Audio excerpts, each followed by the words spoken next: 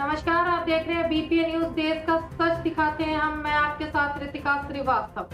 आइए नजर डालते हैं देश दुनिया की बड़ी खबरों पर। वनवास में नाना की एक्टिंग देखकर चौंक जाएंगे लोग। गदर के हैंडपंप वाले सीन का भी खुला राज। नाना पाटेकर स्टारर फिल्म वनवास में अनिल शर्मा के बेटे उत्कर्ष शर्मा भी मुख्य किरदार में नजर आएंगे। यहाँ अनिल शर्मा ने एक इंटरव्यू के दौरान खास बातचीत में मुख्य अंश बताया। गदर और गदर 2 जैसी एक्शन ब्लॉकबस्टर फिल्में बनाने वाले निर्देशक अनिल शर्मा अब तक दर्शकों के लिए फैमिली ड्रामा वनवास लेकर आ रहे हैं। यह फिल्म 20 दिसंबर को प्रदर्शित होगी। नाना पाटेकर स्टारर इस फिल्म में अनिल के बेटे उत्कर्ष शर्मा भी मुख्य किरदार में नजर आएंगे। सोमवार को डायरेक्टर अनिल शर्मा बातचीत के दौरान न्यूज रूम में आए और फिल्म पर बात की। इंस्पेक्टर ने बरसाए थप्पड़। दोस्ती की पैरवी करने पहुंचे युवक पर टूट पड़े पुलिस वाले। मारपीट का वीडियो आया सामने। मऊरानीपुर निवासी एक युवक अपने दोस्त के साथ पैरवी के लिए पिछले माह मऊरानीपुर थाने पहुंचा।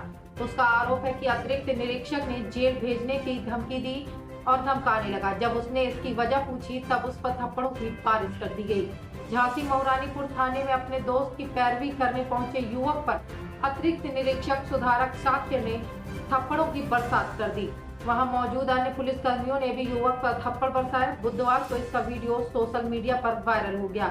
हालांकि यह वीडियो करीब 1 माह पुराना बताया जा रहा है। वीडियो वायरल होने के बाद एसएसपी सुधा सिंह ने अतिरिक्त निरीक्षक को तत्काल प्रभाव से निलंबित करते हुए मामले की जांच के आदेश दिए हैं। महाजन फायरिंग रेंज में तोपाभ्यास के दौरान बम विस्फोट, 2 सैनिकों की मौत, 1 घायल। बीकानेर की महाजन फील्ड फायरिंग रेंज में युद्ध अभ्यास के दौरान एक बार फिर बड़ा हादसा हो गया है। यहां बम फटने से 2 सैनिक शहीद हो गए। एक गंभीर रूप से घायल है। घायल सैनिक को हेलीकॉप्टर से चंडीगढ़ के हॉस्पिटल भेजा गया है। लेफ्टिनेंट सिंह सीओ नरेंद्र पुनिया ने बताया कि तोप में गोला लोड करते वक्त फट गया। इससे एक हवलदार और एक कांस्टेबल की मौत हो गई। मृतक सैनिकों में से एक दौसा और दूसरा उत्तर प्रदेश के रहने वाला है। एक कांस्टेबल गंभीर रूप से घायल हुआ है, जिसे हेलीकॉप्टर से चंडीगढ़ अस्पताल भेजा गया है। जेपीसी में प्रियंका गांधी के नाम का प्रस्ताव देगी कांग्रेस। इनके नाम पर भी की जा रही है चर्चा। जेपीसी में 31 सांसद शामिल हो सकते हैं जो विधेयक की समीक्षा करेंगे। 31 सदस्यों में से 21 सदस्य लोकसभा से होंगे। गठन के बाद 90 दिनों के भीतर समिति की अपनी रिपोर्ट सौंपनी होगी। एक देश एक चुनाव विधेयक पर विस्तृत चर्चा के लिए जेपीसी का गठन किया जा रहा है। इस जेपीसी में कांग्रेस प्रियंका गांधी के नाम का प्रस्ताव दे सकती है। प्रियंका गांधी के अलावा इस समिति में मनीष तिवारी, सुखदेव भगत, रणदीप सुरजेवाला के नाम पर भी चर्चा है। गौरतलब है कि केंद्रीय कानून मंत्री अर्जुन राम मेघवाल ने मंगलवार को लोकसभा में एक देश एक चुनाव विधेयक पेश किया था।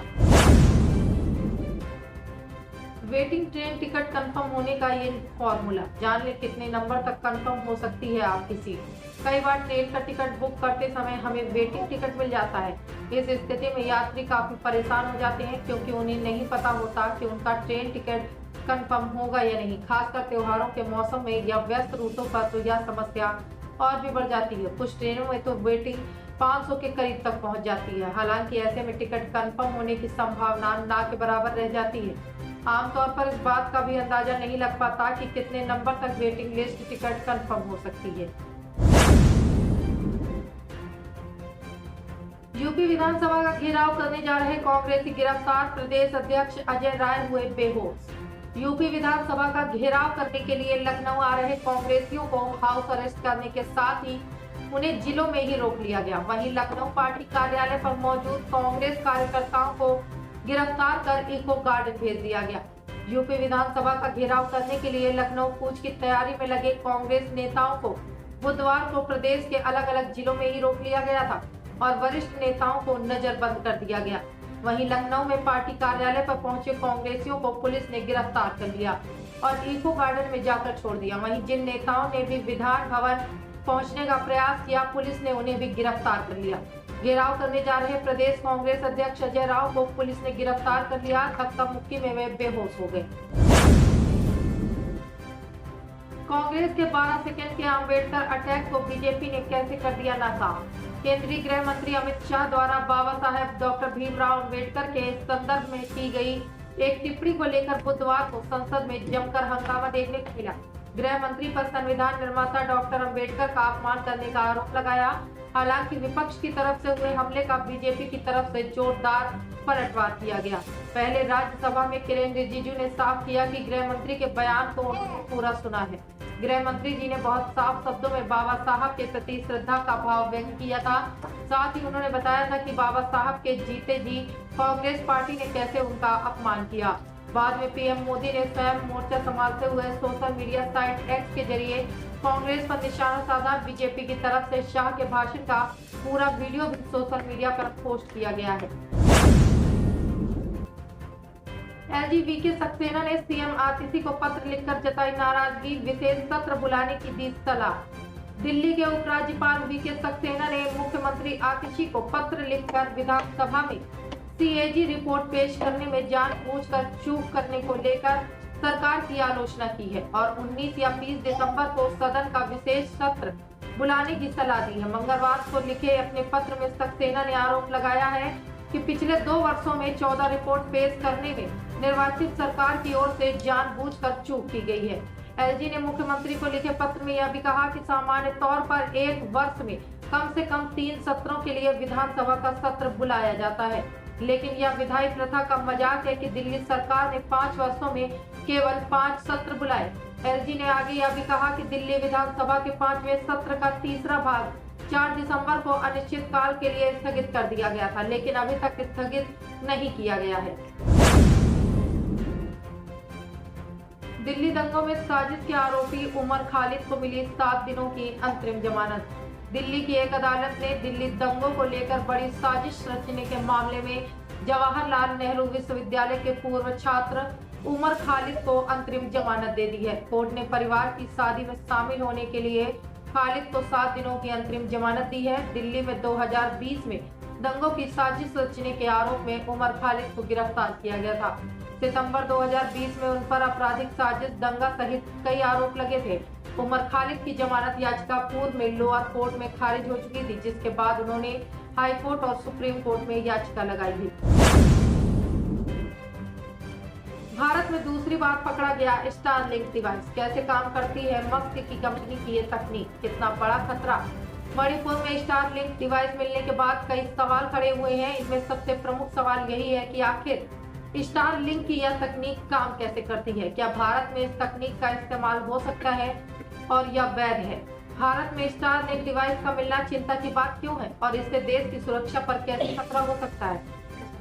मणिपुर की राजधानी इम्फाल में सुरक्षा बलों ने हाल ही में छापेमारी के दौरान हथियारों और गोला बारूद के साथ कुछ इंटरनेट उपकरण जब्त किए हैं। बताया गया है कि यह छापेमारी 13 दिसंबर को की गई थी। भारतीय सेना के स्पीयर कोर ने सोशल मीडिया प्लेटफॉर्म एक्स पर जब्त की गई इन चीजों की तस्वीरें भी साझा की थी। मणिपुर में मैतेई और कुकी समुदायों के बीच झड़प के चलते यहां सुरक्षा बलों की तरफ से हथियारों की बरामदगी आम बात है। हालांकि जिन चीजों की तस्वीरें सामने आई हैं, उनमें से एक उपकरण पर स्टारलिंक का लोगो मौजूद था।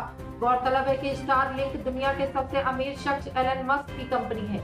इस बरामदगी के बाद भारत की सुरक्षा एजेंसियों ने इस तकनीक के भारत में इस्तेमाल को लेकर जांच शुरू कर दी है। सुझाव और मांग के लिए कोर्ट के दरवाजे हमेशा खुले हैं। किसानों द्वारा बातचीत से इनकार करने पर सुप्रीम कोर्ट ने कहा।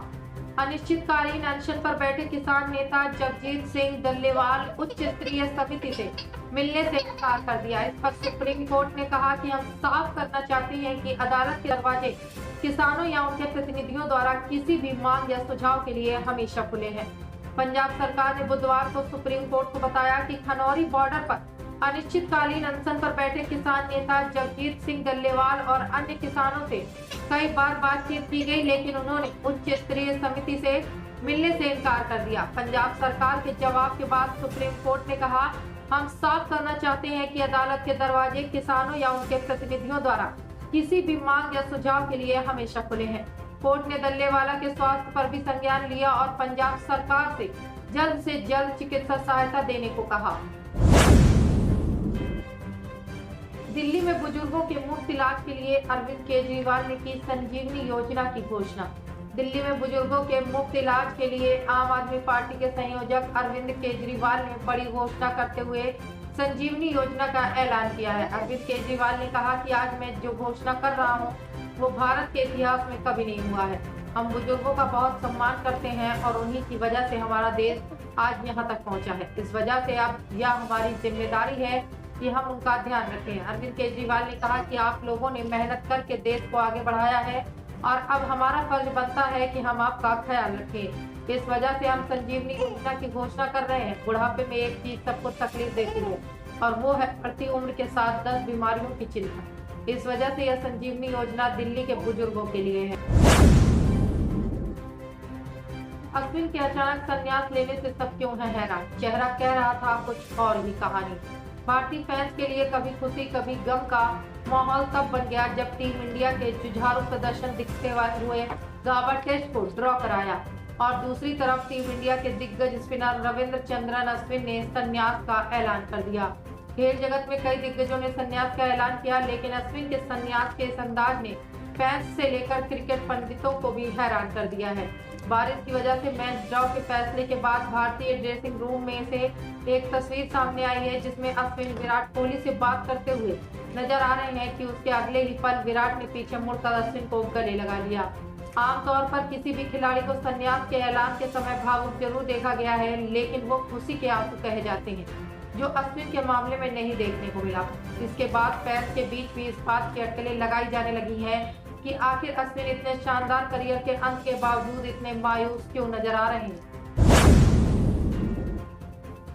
बिटकॉइन ने बनाया $1,08,200 से अधिक का नया हाई। बाद में हुई गिरावट। पिछले कुछ दिनों की तेजी के बाद क्रिप्टो मार्केट में बुधवार को गिरावट थी। मार्केट वैल्यू के लिहाज से सबसे बड़ी क्रिप्टो करेंसी बिटकॉइन ने लगभग $1,08,260 का नया हाई लेवल बनाया है। हालांकि बिटकॉइन में इसके बाद गिरावट हुई।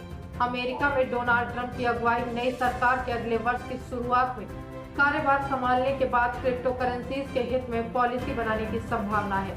इस रिपोर्ट को लिखे जाने पर बिटकॉइन का price international crypto exchange finance पर लगभग 3% घटकर लगभग $1,04,000 पर था।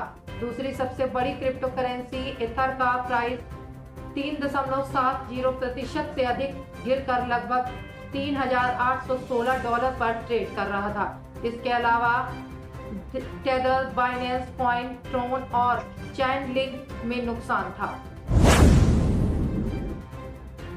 एप्पल ने किया ऐप स्टोर पर 2024 में सबसे ज्यादा डाउनलोड किए जाने वाले ऐप्स और गेम का खुलासा। एप्पल के अनुसार टॉप एप्पल आर्केड गेम्स के साथ साल के टॉप फ्री और पेड ऐप्स और गेम्स के 2024 ईयर एंड चार्ट को ऐप स्टोर के टुडे टैब पर देखा जा सकता है। व्हाट्सएप के बाद इंस्टाग्राम, यूट्यूब और गूगल पे 2024 में सबसे ज्यादा डाउनलोड किए जाने वाले फ्री आईफोन ऐप रहे हैं। वहीं पेड ऐप चार्ट में दूसरे स्थान पर मनी मैनेजर, तीसरे स्थान पर DSLR कैमरा, चौथे स्थान पर शैडो रॉकेट और पांचवें स्थान पर iTabla Pro है। गेमिंग के मामले में बैटलग्राउंड मोबाइल इंडिया आईफोन पर सबसे ज्यादा डाउनलोड किए जाने वाला फ्री गेम था। उसके बाद लूडो किंग और सुबवे सफर ने टॉप 3 में अपनी जगह बनाई है। टॉप पेड गेम्स में माइनक्राफ्ट सबसे ज्यादा डाउनलोड किया गया था। टॉप 3 पेड आईफोन गेम में अर्न टू डाई 2 और हिटमैन स्नैपर ने दूसरा और तीसरा स्थान हासिल। शेयर बाजार में लगातार तीसरे दिन जारी है गिरावट। सन फार्मा में तेजी, टाटा मोटर्स 3% लौटा। शेयर बाजार में बुधवार को लगातार तीसरे दिन गिरावट जारी रही। आज के कारोबार में निफ्टी और सेंसेक्स में 0.5% से अधिक गिरावट देखने को मिली, जबकि मंगलवार को दोनों इंडेक्स लगभग 1.5% गिरकर बंद हुए थे। बाजार में गिरावट के पीछे की कई वजह हैं, जिनमें अमेरिकी राष्ट्रपति डोनाल्ड ट्रंप की भारत को टैरिफ बढ़ाने की धमकी दी। मतलब जितना टैक्स भारत अमेरिकी प्रोडक्ट्स पर लगाता है, अब उतना ही भारतीय प्रोडक्ट्स पर अमेरिका भी टैक्स लगाने की बात कर रहा है। इसके बाद विदेशी संस्थागत निवेशकों का आउटफ्लो और फेड रिजर्व की मीटिंग में निर्णय शामिल है। बुधवार को सेंसेक्स 530 अंक या 0.62% गिरकर 80,182.20 के लेवल पर बंद हुआ, जबकि निफ्टी 137.16 अंक या 0.56% कमजोर होकर 24,198.85 के स्तर पर बंद हुआ। नारियल तेल को लेकर सुप्रीम कोर्ट ने दिया बड़ा फैसला, आम लोगों को हो गया फायदा। सुप्रीम कोर्ट के एक अहम फैसले ने नारियल तेल को महंगा होने से रोक दिया है। CJI Sanjiv Khanna, justice Sanjay Kumar, justice R Mahadevan की 3 जजों की पीठ ने यह बड़ा फैसला सुनाते हुए कहा कि छोटे पैकेट में नारियल तेल को खाद्य तेल के रूप में वर्गीकृत किया जा सकता है। इस फैसले से साफ है कि उस पर हेयर ऑयल पर लगने वाला 18% टैक्स नहीं लगेगा, बल्कि खाद्य तेल पर लगने वाला 5% टैक्स लगेगा। जाहिर है कि कंपनियों को तो फायदा हुआ ही है, इसे हेयर ऑयल की तरह इस्तेमाल करने वाले लोगों को भी राहत मिलेगी, वरना इस पर 13% टैक्स को बढ़ जाता है। इस मामले को तय करने में सुप्रीम कोर्ट को 15 साल लग गए। 2009 में CESTAT ने उद्योग के पक्ष में फैसला सुनाया था, इसे कम टैक्स के अधीन खाद्य तेल के रूप में वर्गीकृत किया था। 2018 में सुप्रीम कोर्ट की 2 जजों की पीठ ने इस मुद्दे पर विभाजित फैसला दिया था। यह मुद्दा शीर्ष अदालत के 3 न्यायाधीशों की पीठ के समक्ष आया, जिसकी अध्यक्षता सीजेआई संजीव खन्ना कर रहे थे। अदालत ने 17 अक्टूबर को फैसला सुरक्षित रख लिया था। स्त्री 2 को टक्कर देने के चक्कर में सिनेमा घरों में चित हुई ये एक्शन फिल्म अब टीवी पर होगी अग्नि परीक्षा। इस वीकेंड जी सिनेमा लेकर आ रहा है वेदा, जो हौसले, इंसाफ और उम्मीद की एक शानदार मिसाल। जॉन अब्राहम और शर्वरी वाघ जैसे शानदार कलाकारों के साथ यह फिल्म शनिवार 21 दिसंबर को रात 8 बजे दिखाई जाएगी। सच्ची घटनाओं से प्रेरित यह कहानी दमदार एक्शन, गहरे इमोशन और सोचने पर मजबूर करने वाले लम्हों से लबरेज है। फिल्म के डायरेक्टर इससे समाज में अहम मुद्दों को उठाया, जैसे भेदभाव और समानता के लिए संघर्ष। इस फिल्म में जॉन अब्राहम ने एक ऐसे फौजी का किरदार निभाया है जो अपने सिद्धांतों के लिए लड़ते हैं और हर सीन में अपना जज्बा दिखाते हैं। शर्वरी वाघ ने एक छोटे शहर की लड़की का किरदार निभाया है जो मुश्किल हालात में भी हिम्मत नहीं आती। उनका किरदार न सिर्फ युवाओं को प्रेरित करता है, बल्कि समानता के लिए लड़ाई का प्रतीक भी बनता है। फिल्म में अभिषेक बनर्जी एक बेरहम सरपंच का किरदार निभाया है जो कहानी में गहराई और सस्पेंस जोड़ता है। इसके अलावा दमदार एक्शन सीन और शानदार विजुअल फिल्म के मैसेज को बड़े प्रभावशाली ढंग से पेश करते हैं। शाहरुख खान, सलमान खान और आमिर खान के भी नहीं होंगे ऐसे फैन। बॉलीवुड के इस एक्टर को देखने शेविंग क्रीम में ही सैलून से दौड़ा शख्स। हम बात कर रहे हैं मोस्ट हैंडसम एक्टर्स में से एक जिमी शेरगिल की, जो बीते नवंबर में अपनी नेटफ्लिक्स सीरीज सिकंदर का मुकद्दर का दिल्ली के लक्ष्मी नगर इलाके में प्रमोशन करने पहुंचे थे। जिमी शेरगिल पुलिस के साथ जीप में लक्ष्मी नगर इलाके में पहुंचे थे और वहां एक्टर को देखने के लिए फैंस की भारी भीड़ जुटी थी। इस बीच फैंस की भीड़ में एक ऐसा फैन भी निकला जिसने एक्टर से ज्यादा लोगों का ध्यान अपनी ओर खींच लिया। दरअसल यह फैन सैलून में शेविंग करवा रहा था और जैसे ही इसको पता चला कि दुकान के बाहर जिमी शेरगिल अपने फिल्म का प्रमोशन कर रहे हैं, तो वैसे ही यह फैन बिना सेव कराए मुंह पर क्रीम लगे हुए ही जिमी शेरगिल को देखने पहुंच गया और अपने फोन में वीडियो रिकॉर्ड करने लगा। फैन मोमेंट के इस वीडियो को एक यूजर ने लिखा है, जिमी ने अपने इस फैन को आखिर देख ही लिया। एक और यूजर ने लिखा है, जलवा है भाई का। तीसरे यूजर ने लिखा, फैन नंबर 1। चौथे यूजर ने लिखा, भाई फैन हो तो ऐसा। अब इस मजेदार वीडियो पर लोग ऐसे ही कमेंट्स पोस्ट कर रहे हैं और कई यूजर्स ने इस वीडियो का फायर और लाफिंग इमोजी कमेंट बॉक्स में पोस्ट किए हैं। बिहार का अंडा चोर प्रिंसिपल मिड डे मील का ऐसा कर रहा था शिकार। बिहार का शिक्षा विभाग और सरकार के शिक्षक आए दिन ही किसी न किसी कारण सुर्खियों में रहते हैं और इसी बीच बिहार के वैशाली में एक बेहद अजीबोगरीब मामला सामने आया है। दरअसल लालगंज के रेखर माध्यमिक विद्यालय का यह मामला है। यहाँ के प्रिंसिपल सुरेश सुहानी अपने ही छात्रों के अंडे चुरा कर ले जाते थे, जब एक शख्स ने उनका अंडा चुराने का वीडियो बना लिया और वायरल कर दिया। जानकारी के मुताबिक वह हमेशा की तरह मिड डे मील की गाड़ी आने पर रोजाना की तरह झोला लेकर बच्चों के अंडे ले जाने के लिए खड़े हो गए और अपने झोले में अंडे भरने लगे। तभी किसी ने उनका वीडियो बना लिया। प्रिंसिपल के अंडे चोरी करने के वीडियो के वायरल होने के बाद शिक्षा विभाग के अधिकारी ने जांच बैठाई और इसमें स्पष्ट तौर पर लिखा गया है कि आपके द्वारा मध्याह्न भोजन के मेनू के अंडे चुराने का वीडियो सामने आया है। अब नहीं रुकेगा कोई भी मनोरंजन। आ गया है रंग टीवी का एंड्रॉयड एप्लीकेशन।